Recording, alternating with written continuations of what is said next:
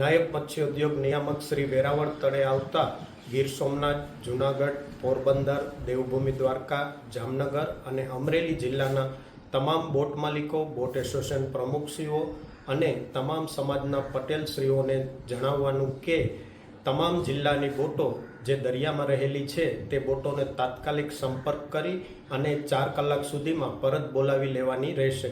તેમજ તેમાં ગયેલ તમામ ટંડેલ અને ખલાસીઓ જ પરત આવેલ છે કે કેમ તેની પણ ખાતરી કરવાની રહેશે.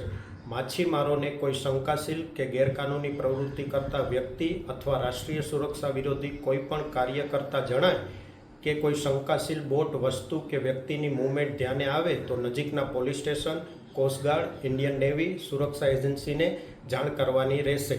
પાકિસ્તાન મરીન સિક્યુરિટી દ્વારા પકડાયેલ ભારતીય બોટોનો દુરુપયોગ ન થવા પામે તે અંગે તકેદારી અને સાવચેતી રહેવા પણ જણાવવામાં આવે છે. અગત્યના ફોન નંબર: કોસ્ટલ સિક્યુરિટીના ફોન નંબર છે 1093 તથા પોલીસ હેલ્પલાઇનના નંબર છે 112.